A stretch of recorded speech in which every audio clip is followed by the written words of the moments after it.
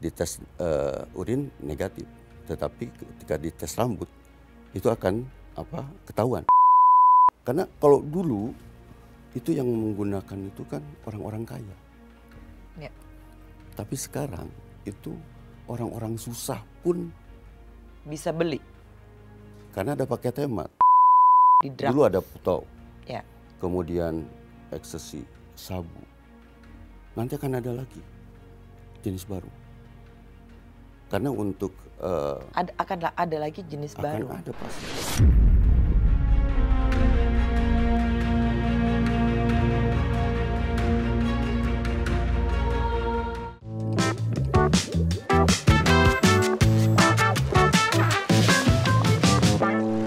Ya Cumi Lovers, publik kembali dikejutkan dengan banyaknya kasus narkoba yang melibatkan selebritis. Sebut saja kasus Amarzoni, Ibra Ashari, dan yang terbaru adalah video penangkapan asisten Saiful Jamil yang cukup menghebohkan. Bersama saya Visa Putri telah hadir Bapak Dik-Dik Kusnadi yang paham betul tentang bagaimana narkoba akan menghancurkan hidup kita, serta hikmah apa yang bisa diambil di dalam setiap peristiwa penangkapan atas kasus penyalahgunaan narkotika. Langsung saja kita sapa. Halo, assalamualaikum Bapak Dik-Dik Kusnadi. Waalaikumsalam Ya. warahmatullahi wabarakatuh. Bagaimana Pak Dik dengan keadaan Indonesia ini, terutama Jakarta, yang marak dengan adanya kasus narkoba? Ya, yang pertama kita prihatin dengan kejadian dan kejadian yang itu sebenarnya harus diambil hikmahnya, ya, jangan sampai terjadi, kan? Seperti kasus yang kita tahu baru-baru ini, saya ingin mengajak untuk memang kita ambil hikmahnya lah. Hikmah untuk aparat, hikmah untuk masyarakat, Ya. khususnya untuk kalangan artis. Kalau kita lihat videonya, saya melihat gilanya. Untung aja Saiful Jamil nggak stres. Ya. Shock mungkin ya. Ya. Artinya apa? Tapi itu pastinya shock ya Pak Dik? Pastilah. Ya. Kalau saya lihat dia teriak-teriak mau merasa dibegal gitu kan. Memang di dalam upaya melakukan lidik, ya lidik itu ya memang harus silent, tidak boleh kelihatan atribut. Oke. Tetapi pada saatnya menangkap itu harus diupayakan atribut-atribut itu dikeluarkan sehingga target tahu bahwa ini aparat begitu, ya. Nah ini hikmah dari salah satu hikmah untuk aparat, tentunya harus lebih profesional supaya ini tidak terulang kembali, ya. Hak-hak masyarakat juga terlindungi. Diharapkan betul-betul target ini bisa dilakukan lidik dengan lebih tepat dan di mana harus menangkap, gitu ya, tidak menimbulkan kegaduhan dan lain sebagainya. Itu di satu sisi saya melihat pihak kepolisian sudah melakukan upaya memeriksa, mendalami pada mereka yang sedang bertugas pada saat itu. Nah kemudian untuk artis ini salah satunya kenapa saya selalu mengingatkan sudah saatnya kita sadar, ya, dengan siapa kita bergaul dan di mana kita berada. Saya tuh prihatin ya lihat kondisi dari artis. Gila, saya ngebayangin kayak apa itu ya. Ternyata setelah ditangkap tidak ada barang bukti, Ya. Saiful Jamil dan Tes negatif. juga negatif ya. Itu Pak, ditesnya itu 2 kali ya?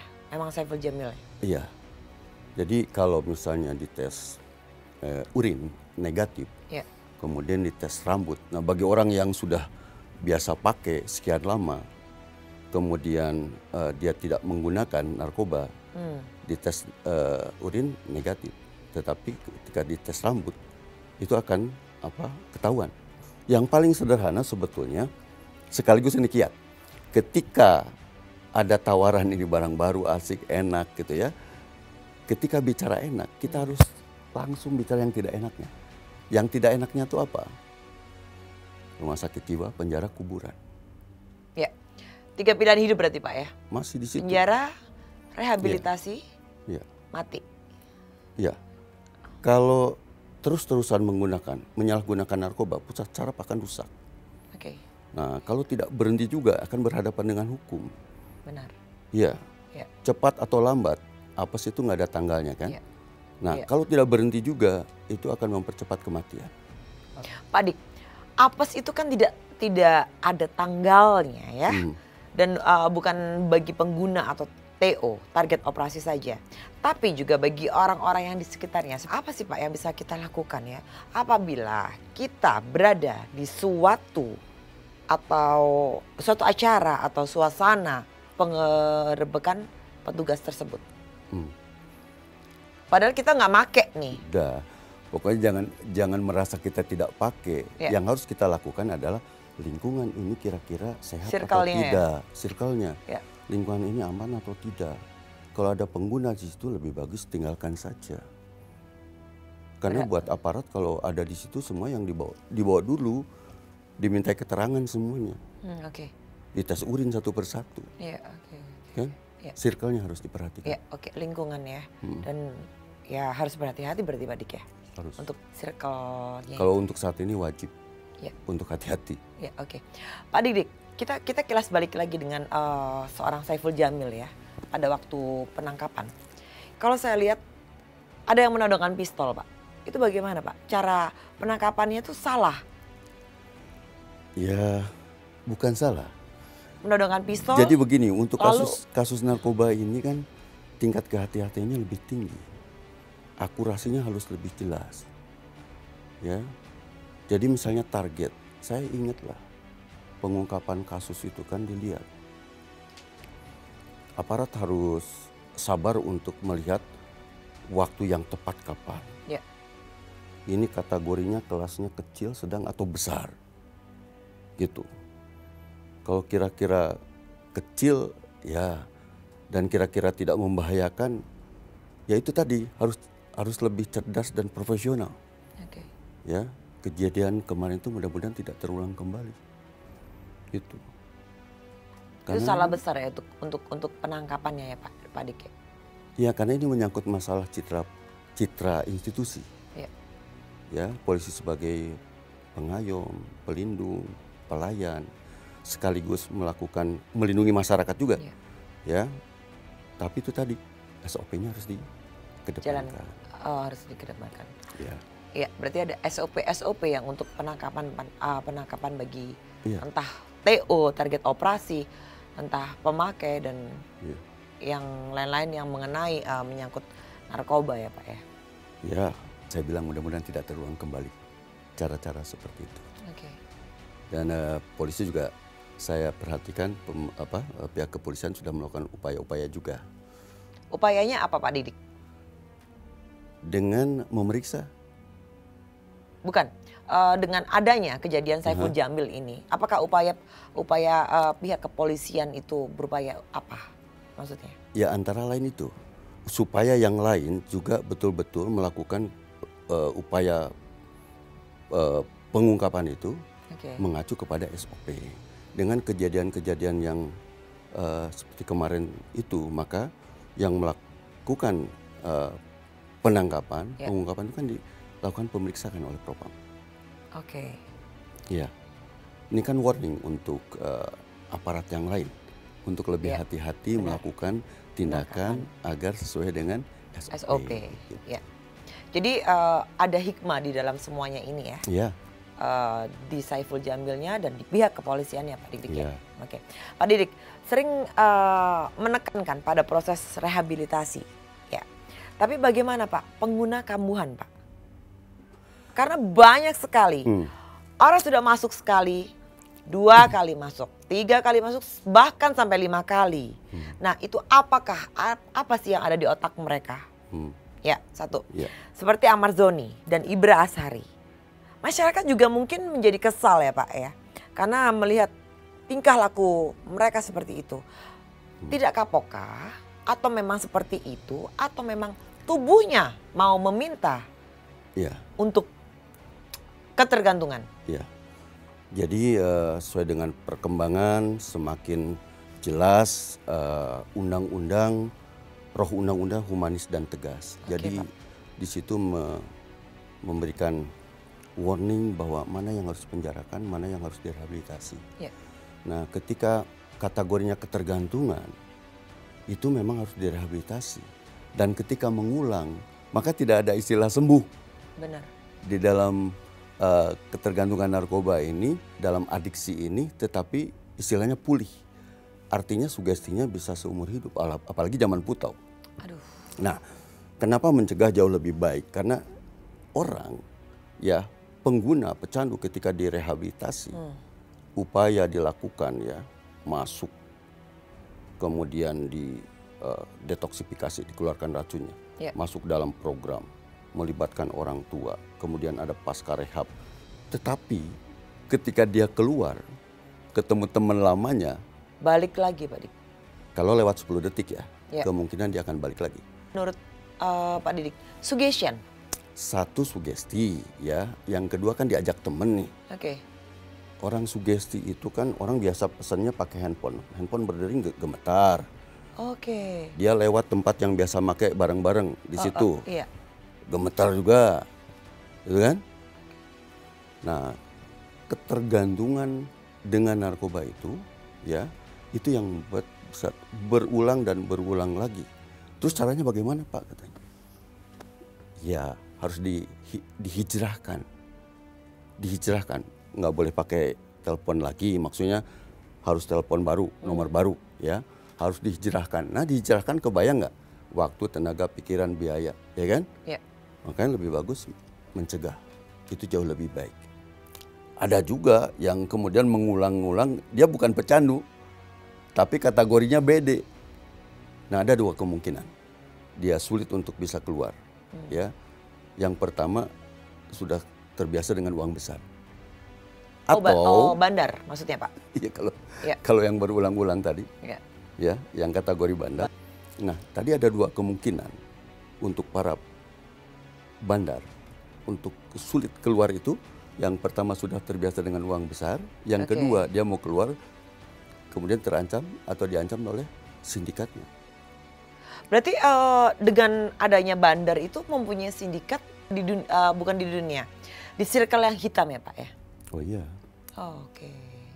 Makanya kalau di mana pengungkapan, misalnya media diharapkan ketika memberitakan ya tentang tangkapan dengan barang bukti sekian kilo, ya itu harus dikonversi dengan berapa korban yang akan akibat dengan barang bukti sekian kilo itu berapa korban yang akan. Pak, dengan kilas balik lagi seorang Amarzoni atau Ibra itu 5 kali sudah tertangkap tapi tidak kapok juga. Nah Pak Didik apakah pernah mengalami yang lebih dari itu selain public figure? Public figure ini kan kesannya jadi banyak, sebetulnya tidak dibandingkan dengan yang umum, jauh lebih banyak yang umum. Artis ini kan karena dikejar media aja, jadi terblow up, jadi kesannya artis banyak gitu ya.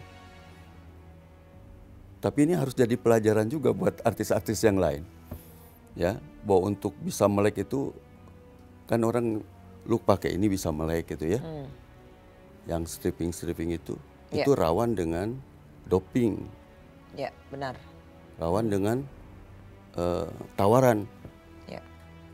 Nah, itu kita harus sadar bahwa di depan mata itu ada, aparat pasti tahu. Si bocor. Banyak sih kasus-kasus yang berulang residivis kayak gitu. Tapi Pak Dik, mohon maaf Pak Dik, saya potong ya. Pecandu tidak dipenjarakan. Tetapi setelah keluar dari pesantren, kembali lagi yang sudah-sudah seperti ini. Ya. Nah, itu di mana Pak pikirannya Pak Dik? Dan bagaimana seorang mungkin ya BNN atau bagaimana mengedukasi, menasehati, ya karena sudah direhabilitasi, sudah dikasih kalau sepengetahuan saya ya, kegiatan setelah keluar lagi-lagi dan lagi-lagi dan lagi-lagi. Ya. Itu salah satu salah satu bahan evaluasi untuk pemerintah seberapa efektif program yang dilakukan. Jadi sebetulnya seperti ada pasca rehab, itu kan berbagai kegiatan yang diberikan agar dia tidak terlibat lagi dengan narkoba, kegiatan positif dan produktif yang diberikan, ya. Banyaknya yang relapse atau mengulang kembali, ini harus dilihat penyebabnya. Jadi kalau dia salah bergaul, lewat lagi, gitu. Harus mencari teman yang tempat dan teman yang bersih, ya. Oke, Pak Didik, ini bicara soal daerah ya. Untuk wilayah Jakarta terutama, Jakarta, ibu kota, itu rawan sekali dan darurat mungkin untuk narkoba sekarang ya. Nah, daerah mana Pak peredaran narkotika yang tinggi? Oke, Jakarta memang paling tinggi. Oke. Kota-kota besar juga ya, Surabaya, Bandung, Medan gitu ya. Tapi jangan salah ya, sekarang sudah sampai ke desa-desa. Serius Pak Dik? Iya, penyalahgunaannya itu sudah sampai di desa-desa. Bahkan tidak ada yang berani mengklaim satu desa itu bersih narkoba. Nggak ada yang berani klaim. Nah, kenapa? Karena kalau dulu itu yang menggunakan itu kan orang-orang kaya. Ya. Tapi sekarang itu orang-orang susah pun bisa beli. Karena ada paket hemat, pahe. Oke. Ada paket hemat itu bahkan. Bukan ayam saja ya Pak ya? Bukan ayam chicken aja yang ada paket hemat ini. Ada ya paket hemat untuk sabu, paket hemat untuk ini ya. Saya di sini bicara ekstrim saja Pak, karena gemes melihatnya. Ya. Iya, yang memprihatinkan itu. Apa Pak? Pahe itu apa? Paket hemat. Bisa dijelaskan Pak Dik-Dik? Iya, jadi bukan ayam saja yang paket hemat. Iya, paket hemat biasanya fried chicken paket hemat. Sudah ada paket hematnya, supaya orang-orang yang duitnya orang-orang susah masih bisa beli. Bahkan ada yang menggunakan cara jual 10 dapat 1. Jual 10 dapat 1? Kamu jual 10 paket, dapat 1 paket. Oh, seperti buy one get one free ya Pak ya? Iya. Oke. Nah, ada seperti itu jadi sekarang Pak Dik ya? orang-orang susah sekarang sampai tukang parkir jalanan pun bisa menggunakan. Gitu. Kalau yang tidak mampu pakai rem. Jadi yang memprihatinkan itu bukan hanya di kota besar, tapi sampai sudah di desa-desa ini. Iya benar. Ya, penyalahgunaannya itu obat-obatan apotek, kemudian lem, kan? Iya. Mereka lupa nyawanya cuma satu. Yang perlu dilakukan adalah pengawasan, monitoring. Karena apa? Yang di bawah pohon durian itu udah tebal bekas komik sasetan itu. Itu di pedalaman Pak Dik? Di satu kabupaten, ya. Kemudian setelah duriannya besar, itu nggak ada lagi yang ngumpul di situ karena dijagain sama yang punya, kan? Duriannya dijagain. Iya. Mohon maaf Pak. Maksud saya di bawah pohon durian, terus di bawah pohon durian itu pada saatnya itu menjadi tempat kumpulnya anak-anak. Oke. Anak-anak yang lagi bandel-bandelnya tuh. Iya. Ngumpul situ, minum. Oplosan. Oplosan juga. Nah, mereka tidak lagi ke situ ketika durian itu besar karena ditungguin. Artinya kalau makanya harus ditingkatkan pengawasan, monitoring, tempat kumpul-kumpul itu harus diperhatikan. Kayak gitu. Pokoknya jangan diam lah, karena kesannya kalau ada pembiaran itu narkoba akan berkembang. Jadi harus ada monitoring. Ya, apalagi saat ini orang tua harus lebih hati-hati lah. Benar, iya. Gitu ya. Iya. benar, pergaulan, terutama pergaulan dan circle sih Pak Dik.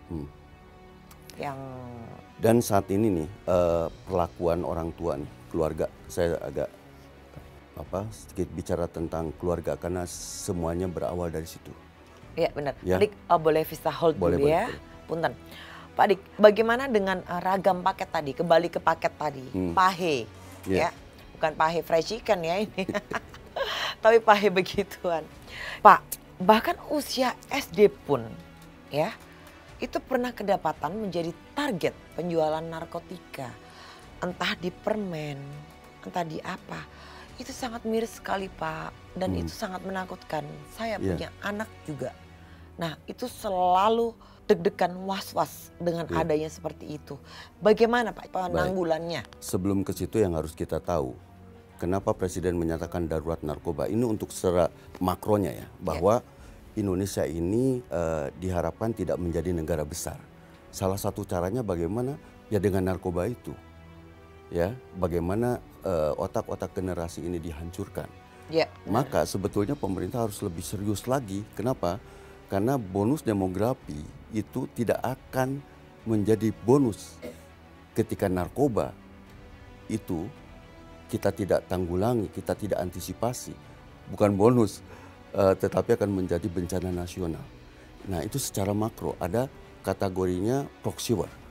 Perang yang tidak kelihatan, perang yang asimetris lewat otak-otak generasi yang dihabisi. Jadi Indonesia tidak akan besar. Ya. Nah itu secara globalnya. Ya. ya, Pak Dik. Tapi Pak Dik, ya untuk kedua kalinya duduk di Cumi Visit dan semua pun mungkin aparat kepolisian dan apapun BNN atau whatever tentang narkoba itu akan terjadi. Mungkin sampai dunia ini berakhir kah? Dari dulu ya, ini mungkin tidak akan selesai. Ya, itu saya tanyakan. Apalagi kalau misalnya masyarakat, terus berbagai kalangan itu mengandalkan, itu tugasnya pemerintah. Nah, itu tidak akan selesai. Padahal yang ideal adalah melibatkan berbagai kalangan untuk bersama-sama melakukan upaya-upaya. Ya, contoh misalnya nih, yang dianggap sepele, Pasha Ungu. Ya. Berapa banyak orang yang tersadarkan. Jadi musisi juga bisa membangun kesadaran untuk orang berhenti dari narkoba, untuk orang tidak pakai narkoba. Saya pernah lagi paparan di satu instansi. Ada yang angkat tangan, Pak, saya berhenti gara-gara lagu Ungu. Lagi karaoke. Andai ku tahu kapan tiba ajalku. Nah, tersadarkan dan dia berhenti. Artinya apa? Paling tidak karya itu bisa membuat orang jadi berhenti. Ya, oke. Itu baru Pasha Ungu misalnya. Terus yang lain-lain, kalau mereka sadar, ternyata mereka juga bisa berkontribusi dengan karyanya. Itu kan keren. Kayak gitu. Kayak di mana? Di sini misalnya, mengangkat tentang bahaya narkoba. Itu kan bagian daripada kepedulian pihak sini untuk memberikan space agar turut serta membangun kesadaran masyarakat lewat caranya masing-masing. Ya, oke. Kayak gitu.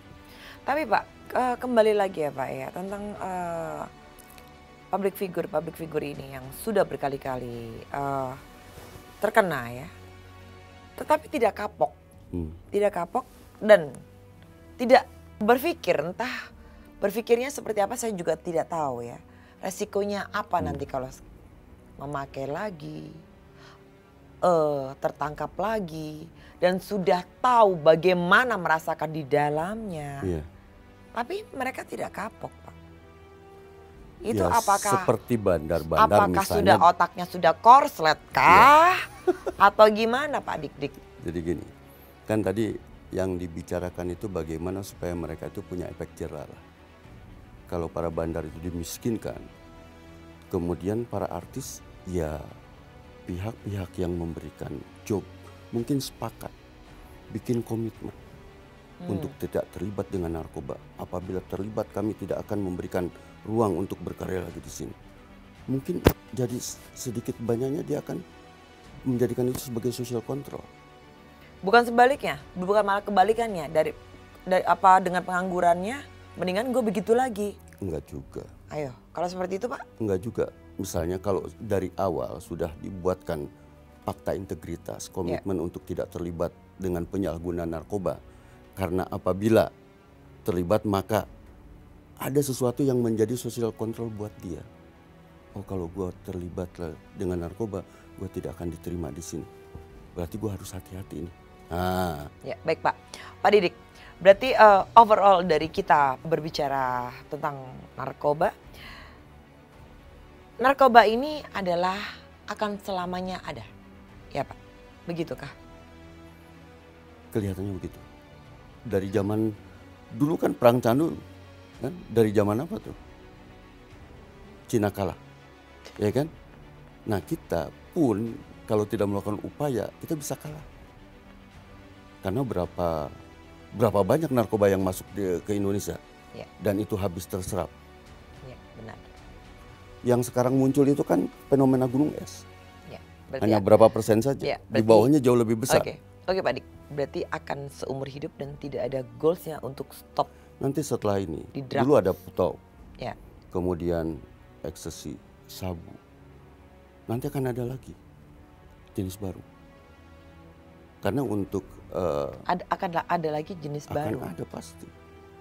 Oke. Mereka akan terus meramu bagaimana bisa mensiasati petugas, bagaimana iya, supaya menghancurkan bisa anak generasi bisa dapat efek juga, yang ya. sama dengan sabu atau ekstasi, tetapi tidak bisa terdeteksi.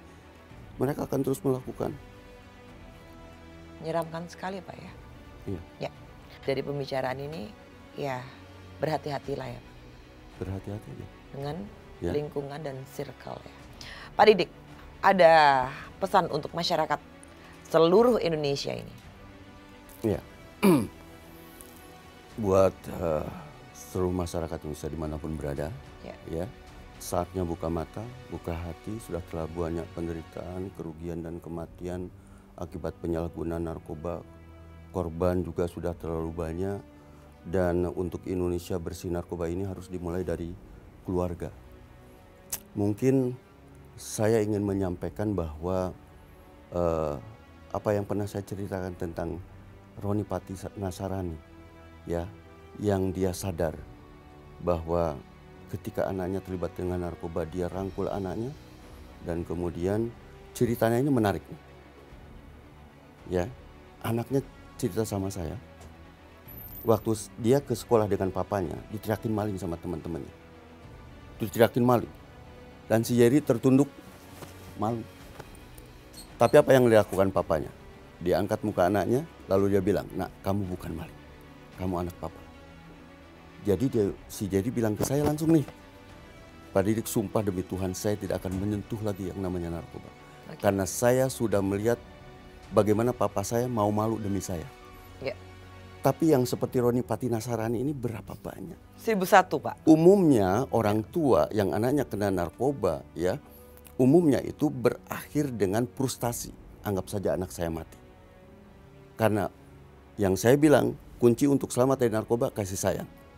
Bahkan yang sudah kena narkoba pun kasih sayang kuncinya. Tapi jarang orang yang mampu berkasih sayang di akhir. Rata-rata berakhir dengan frustasi. Maka untuk masyarakat dimanapun, yuk kita berbangun kasih sayang di awal. Jaga anak-anak kita, ya, pergaulan anak kita, tingkatan monitoring, dan kita harus tahu tentang pengetahuan tentang permasalahan narkoba ini.